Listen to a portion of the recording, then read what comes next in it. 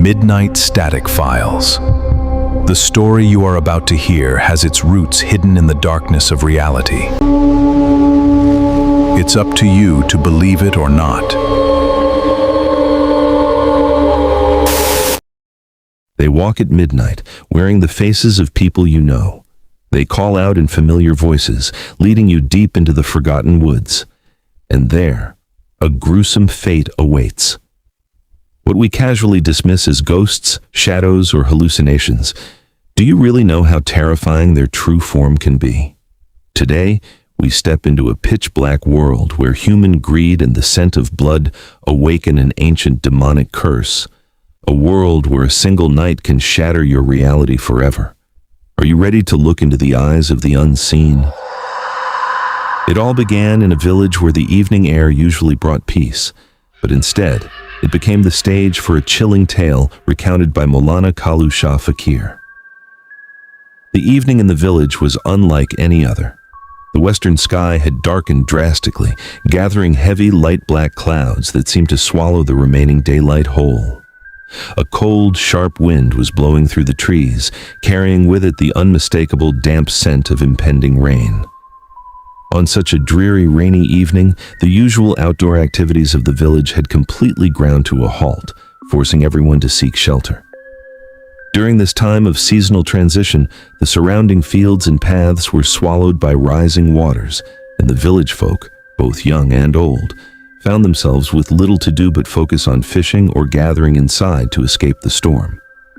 But in the midst of this gloomy weather, there was one specific thing that brought immense joy and a sense of shared excitement to everyone as night began to fall. That joy was gathering together in Ismail Bapari's Kachari house to listen to the diverse, terrifying, and profound life experiences of Maulana Kalu Shah Fakir. The Kachari house was lit by a single lantern placed precisely in the middle of the room, casting long, dancing shadows against the wooden walls. Maulana Kalu Shah Fakir sat prominently on a sturdy wooden bench, surrounded closely by a group of young, wide-eyed boys and curious young men. Near the balcony door, a few elders sat comfortably, quietly smoking their muku, their eyes reflecting the dim flame of the lantern. The atmosphere was thick with anticipation.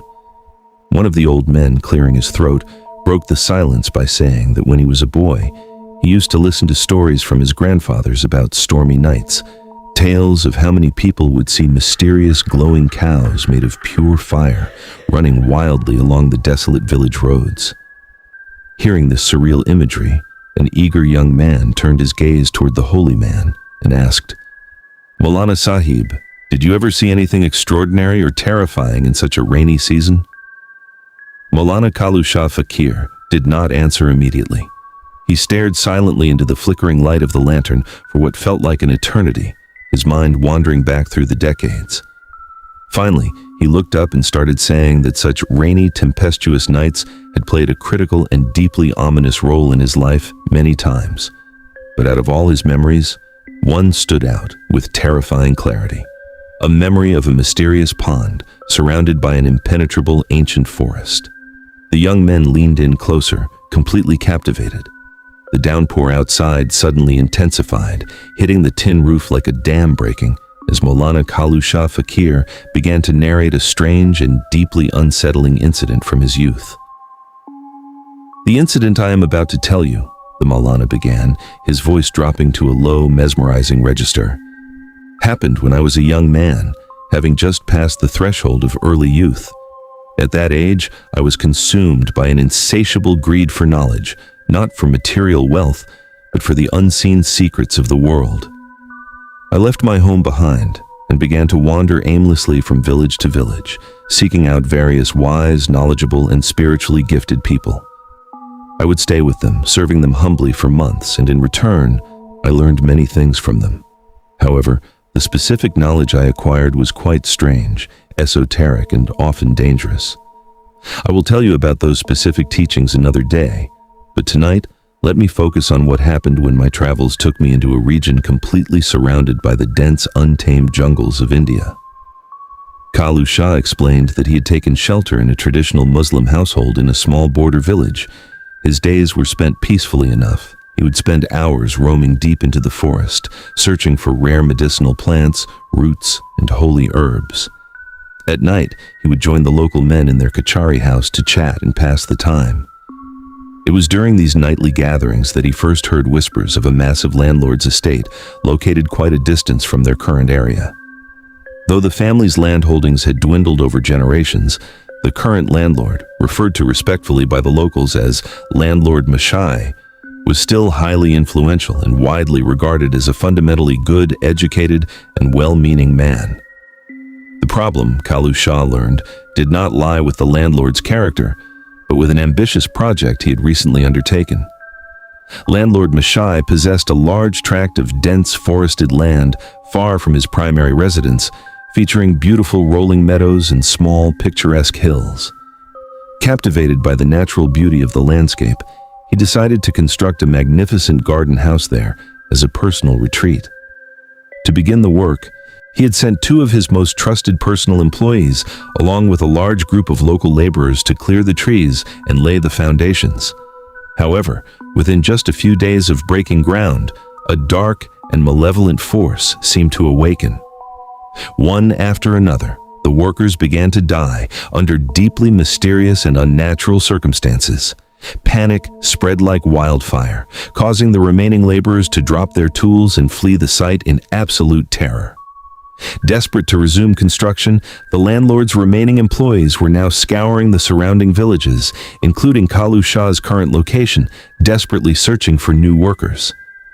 Kalu Shah noticed that the village was rife with terrifying rumors regarding the garden house. Strange, unnatural occurrences were being spoken of in hushed tones, and despite the widespread poverty and scarcity of the time, absolutely no one was willing to accept the job, even when the landlord offered massive, tempting sums of money.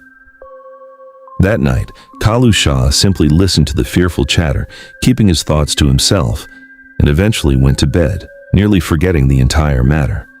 But 2 days later, in the dead of night, his skepticism was shattered by a dream so vivid and strange that it violently jerked him awake.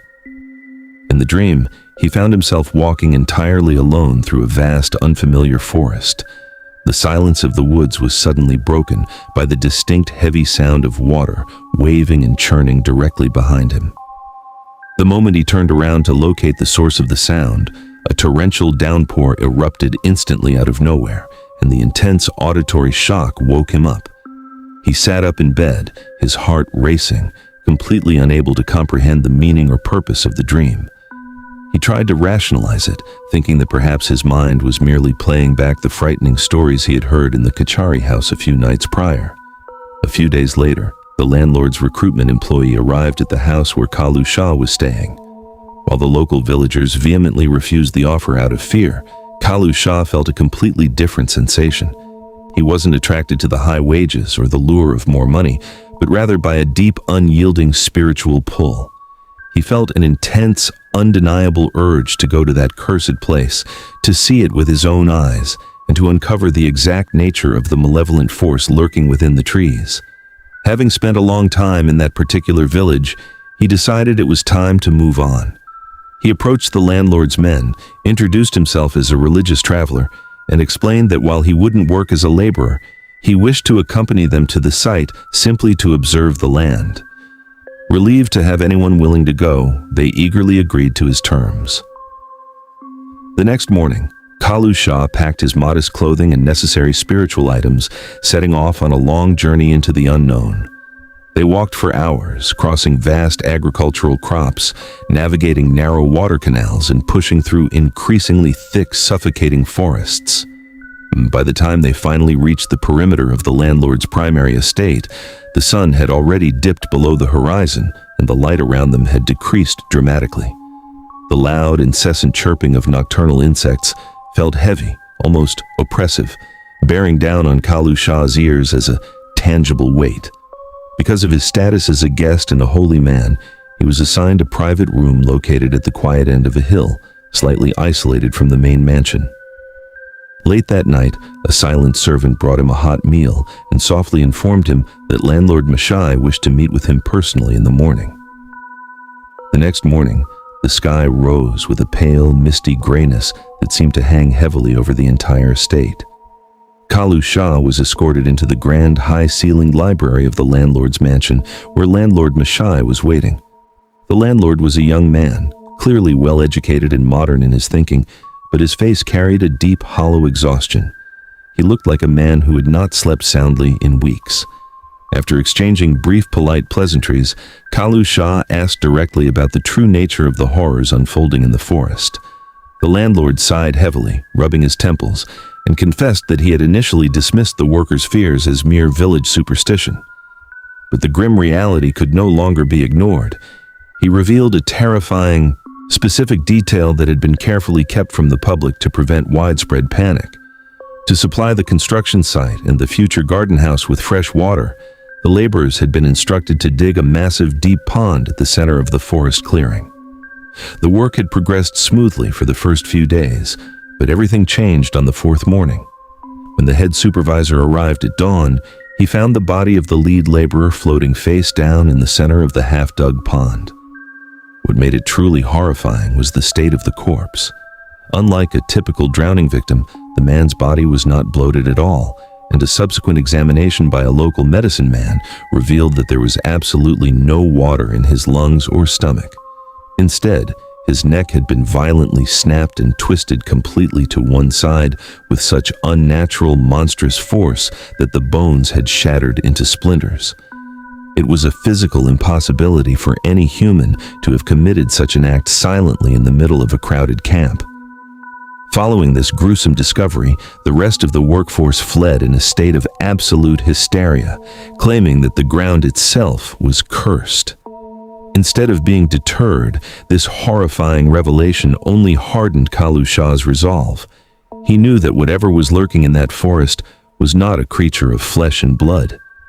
Driven by a profound sense of duty and spiritual curiosity, Kalu Shah offered to lead a new, small group of exceptionally brave, highly paid workers back into the deep jungle to resume the excavation of the pond and investigate the perimeter. The landlord, desperate to salvage his grand project, agreed immediately, providing them with ample supplies, tents, and a few trusted armed guards. The next day, the expedition set out into the heart of the ancient forest. As they pushed deeper and deeper into the wilderness, the landscape underwent a drastic, unsettling transformation. The familiar paths faded into nothingness, replaced by a dense, choking canopy of ancient banyan and mahogany trees that completely blocked out the sun, plunging the forest floor into a perpetual, eerie twilight. But it wasn't just the visual darkness that unsettled the men. It was the sudden, unnatural atmospheric shift. As they crossed the invisible threshold into the deeper woods, the cheerful, chaotic chirping of birds and the familiar humming of jungle insects instantly died out. The entire forest fell into a heavy, suffocating, and absolute silence. The air felt thick, cold, and stagnant, as if the very atmosphere was holding its breath. The only sound that remained was the crunching of dry leaves beneath their heavy boots, echoing loudly through the vast emptiness. The workers looked at each other in unspoken dread, their hands trembling as they gripped their tools. They felt it instinctively. They were no longer welcome, and something invisible was watching their every step from the shadows. By late afternoon, they finally reached the desolate clearing and set up their camp near the edge of the mysterious pond. The water of the pond was unnaturally still, dark as liquid obsidian, reflecting the twisted branches of the overhanging trees like skeletal fingers. That night, as the men huddled closely around a crackling campfire for warmth and comfort, the oppressive silence was suddenly shattered. Without any warning, a sudden, powerful, and icy gust of wind swept through the clearing with a deafening roar. It slammed into the camp, violently rattling the canvas tents and causing the campfire to violently hiss and spark. With a sickening, explosive crack, a massive tree branch from an ancient tree near the pond was violently snapped off and thrown heavily to the ground, landing just a few feet away from the terrified workers, like a grim, physical warning from the forest itself. The next morning brought no relief. When Kalu Shah and the camp supervisor went to inspect the muddy banks of the pond, they discovered a series of bizarre, unsettling footprints pressed deeply into the wet earth. The shapes were utterly monstrous, too large to belong to any human, yet lacking the distinct claw marks of any known jungle beast. It looked as though something massive had risen from the black depths of the water at midnight, walked around the perimeter of the tents, and then dissolved back into the shadows. Before they could analyze the tracks further, the heavy gray clouds above opened up, and a torrential, blinding downpour began to pour down upon the forest, trapping the entire team inside their cramped tents for hours. As the rain violently thrashed against the canvas, the psychological tension within the camp reached a breaking point. Suddenly, from the largest tent, a young, usually quiet worker began screaming at the top of his lungs. Kalu Shah rushed inside to find the boy thrashing violently on the muddy floor, his limbs contorting into unnatural angles, as if he were being physically crushed by an invisible force. His eyes had rolled completely back into his head, showing only the stark, bloodshot whites. The boy suddenly stopped thrashing, sat rigidly upright, and looked directly into Kalu Shah's eyes. When he spoke, his normal voice was completely gone, replaced by a deep, guttural, and multi-layered shriek that vibrated through the very fabric of the tent. "This is our place," the entity hissed through the boy's foaming mouth. "None of you will escape from here with your lives. You have violated the boundary. You will all die." The other workers shrank back in horror, praying loudly, while Kalu Shah calmly stepped forward, placing his hand firmly on the boy's burning forehead and loudly reciting powerful protective prayers. After a tense, agonizing struggle, the dark energy seemed to recede, and the boy collapsed into a deep, exhausted unconsciousness. Though Kalu Shah managed to calm the boy's physical body, the true, unfiltered horror manifested later that night in a vivid, terrifying dream that felt more real than reality itself. In the dream, Kalu Shah stood in the center of the clearing, but the half-dug pond had completely vanished. In its place was a flat, blood-stained clearing where a twisted, terrifying wooden statue stood wrapped tightly between two ancient dying trees. The statue was a grotesque nightmare. It had hollow holes for eyes, a crooked, broken nose, and a gaping, wide mouth permanently stained with what looked like thick, clotted human blood. Suddenly, the silent clearing filled with movement. A group of muscular, shadowy figures dressed in traditional silk saris emerged from the tree line. They carried blazing torches that cast a sickening orange glow over the clearing, their faces obscured by shifting shadows. In the center of the crowd, they were dragging a helpless, weeping young boy toward a massive, roaring bonfire directly in front of the grotesque statue. It was a sinister, demonic sacrifice to an ancient, forgotten evil. As the priest raised a jagged black blade over the boy's chest, Kalu Shah felt a wave of absolute horror wash over him. Using every ounce of his spiritual willpower, he began reciting Ayatul Kursi loudly within his dream, the holy verses thundering through the nightmare world. The entities turned their hollow gazes toward him, shrieking in agony as the dream began to fracture and tear apart. Kalu Shah woke up violently, shaking and drenched in cold sweat, only to find the landlord's head employee shaking his shoulders. The employee, pale as a ghost, confirmed that Kalu Shah had been twisting and shouting the holy verses in his sleep with an intensity that had terrified the entire camp. When morning came, a grim and heavy reality set in. The young worker who had been possessed the afternoon before had vanished completely from the tent without leaving a single trace behind. His bedding was untouched, and the tent flap was securely tied from the inside. The camp erupted into chaotic panic. Kalu Shah immediately organized a search party, splitting the men into groups to comb the dense surrounding forest and probe the depths of the black pond. They searched for hours, their voices echoing hollowly through the silent trees, but their efforts yielded absolutely nothing. It was as if the earth itself had opened up and swallowed the boy whole. Later that afternoon, driven by an unsettling intuition, Kalu Shah decided to venture into the deeper woods completely alone. He walked for what felt like miles, guided only by the faint, eerie light filtering through the canopy. Suddenly, he stumbled upon a hidden clearing containing the moss-covered, burnt-out remnants of an ancient, forgotten settlement. The air here smelled of ash and rot. The moment he stepped into the ruins, the forest grew entirely silent. Even the wind died down to an absolute standstill. Kalu Shah turned to retrace his steps, but within minutes, he realized with a sinking heart that he was completely lost, moving in endless, dizzying circles. The trees all looked identical, their branches twisting maliciously to block his path. Out of the deepening shadows, strange, mutated dog-like and fox-like figures began darting rapidly between the trunks, their eyes glowing with a feral, intelligent malice. It was in that exact moment of isolation that Kalu Shah's spiritual training kicked in, and he realized the terrifying truth. They were not dealing with ordinary ghosts, but had walked directly into the ancient domain of the Ghul Jinn. These were powerful, shape-shifting desert and forest demons whose sole, horrific purpose is to lead lonely travelers astray, drive them to madness, slaughter them in the dark, and feed greedily on their raw flesh.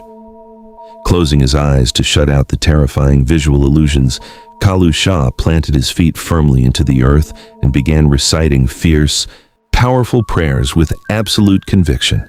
The air around him hissed and vibrated as the demonic illusions finally shattered, clearing his vision and allowing him to navigate his way back to the safety of the camp just as the final rays of twilight died away. Determined to get to the bottom of this ancient curse, a furious Kalu Shah confronted the landlord's head employee the moment he returned, demanding to know the true history of the land and why this specific accursed site had been chosen for construction. Cornered and trembling with fear, the employee reluctantly confessed a dark, well-guarded secret. Years ago, landlord Mashai had gotten hopelessly lost in these very woods during a hunting trip. As night fell and panic set in, a mad, skeletal old man had materialized out of the thick shadows, offering to guide the landlord safely out of the jungle on one chilling condition: that the landlord must eventually build a grand settlement on the exact spot where two ancient banyan trees grew tightly together. The old man had promised that fulfilling this pact would bring the landlord immense, unending wealth and unimaginable societal power. Blinded by ambition and the desperate desire to survive the night, the landlord had eagerly agreed to the pact, entirely unaware that the mysterious mad guide was a high-ranking demonic entity in disguise. Decades later, when the modern construction workers cut down those two sacred dying trees to dig the freshwater pond, they had unwittingly broken the spiritual seal, unleashing a bloodthirsty ancient tribe of Ghul Jinns who fiercely protected that unholy ground. Realizing the absolute gravity of the supernatural danger, Kalu Shah knew that human weapons were useless here. He ordered the trembling men to immediately pack up their belongings and abandon the camp at the very first light of dawn. But the entities of the forest had absolutely no intention of letting them leave their domain alive. That final night, a heavy, freezing mist rolled in from the pond, blanketing the entire camp in a suffocating shroud. As Kalu Shah lay wide awake near the tent door, keeping a vigilant watch, the absolute silence was broken by a sound that made his breath catch in his throat. Out of the darkness, a deeply familiar, warm voice whispered his name perfectly. It was the exact tone, cadence, and voice of an old tantric master he had studied under years ago, a man who was hundreds of miles away. Entranced by the familiar sound and suddenly losing all conscious, rational control over his own physical body, Kalu Shah stood up like a marionette pulled by invisible strings. He blindly stepped out of the tent, following a shifting, tall shadow figure that glided effortlessly ahead of him, leading him straight into a wide, moonlit clearing, far from the safety of the camp. The moment he stepped into the center of the clearing, the familiar voice ceased, and the shadow figure instantly vanished. In its place stood a monstrous, snarling beast that looked like a terrifying, oversized cross between a rabid wolf and a giant wild dog. Its skin was mottled and hairless in patches, and its eyes gleamed with a deep, unnatural scarlet malice under the pale moonlight.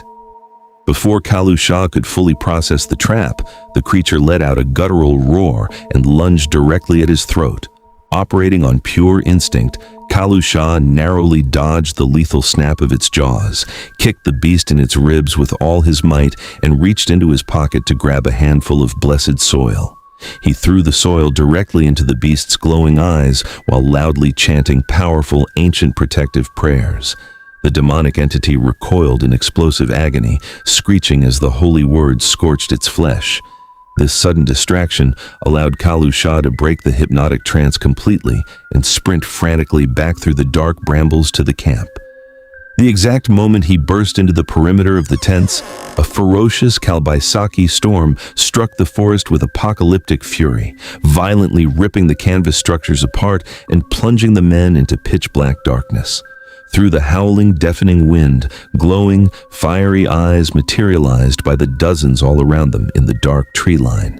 Piercing, agonizing screams echoed through the trees as the invisible, chaotic forces dragged another screaming worker by his ankles into the black void of the jungle. The terrified survivors ran like madmen through the wreckage, finally huddling in absolute terror inside the last remaining, heavily reinforced tent, praying desperately until the very first break of dawn. When the sun finally rose, casting a weak light through the ruined canopy, they cautiously tracked the missing man's trail to the clearing, only to find a sight that froze the blood in their veins. The man's lifeless body lay stripped of its flesh, partially devoured by the ravenous ghouls. They hastily buried his remains in the deep mud and fled the forest forever. Returning to the mansion, a furious Kalu Shah fiercely rebuked the weeping landlord, forcing him to permanently abandon his greedy ambitions and take full financial responsibility for the broken families of the deceased workers. Decades later, a man named Joinal Mia revealed the missing piece of this terrifying puzzle to a modern paranormal researcher named Russell. Joinal's ancestors had passed down the true, unedited history of that cursed clearing. Centuries ago, a sinister, devil-worshipping cult inhabited that exact spot, erecting a grotesque wooden idol and brutally sacrificing an innocent young boy from a neighboring village to gain dark, forbidden power. Though the angry villagers eventually discovered the boy's body, slaughtered the cultists, and burned the settlement to ash, the unspeakable act of malice had permanently torn the spiritual veil between worlds. The blood-soaked ground became a powerful magnet for the Ghul Jinns, vile, flesh-eating demons who manipulate human greed, lure the unsuspecting to their deaths, and feed greedily on the dead. But the long shadows of the unseen are not confined to the ancient blood-soaked forests of the subcontinent. Sometimes they wait patiently behind the polished mahogany doors of modern luxury. Thousands of miles away, in the freezing, snow-covered city of Winnipeg, Canada, one of the world's most expensive and prestigious hotels hid a terrifying secret inside room 202. It was a room frozen in a cycle of unending tragedy. Years ago, a newlywed bride had hanged herself from the high ceiling after learning her husband had died in a brutal, highly suspicious car crash, rumored to be a cold-blooded political assassination orchestrated by her own wealthy brother. Since that dark day, the room became a hotbed of intense paranormal terror. Hotel staff reported phantom sounds of running water when the room was entirely empty, the eerie echo of light-dancing footsteps across the floorboards, and sudden, crippling headaches the moment they crossed the threshold. Some guests even whispered about a pale woman in a shredded, blood-stained bridal gown roaming the dimly lit corridors precisely at midnight. The escalating terror eventually drove the staff, and even the experienced general manager, to abandon their high-paying jobs in fear.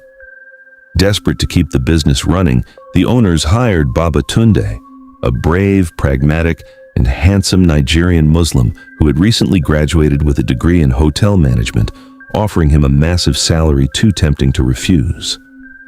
Armed with his unyielding faith and a few protective prayers, Tunde moved into the hotel staff quarters, eventually bringing his new wife, Sarah, to work alongside him in the main kitchen. For 6 months, their lives were incredibly peaceful and prosperous, but the ancient evil dwelling within the hotel walls was merely biding its time, waiting for the perfect moment of vulnerability.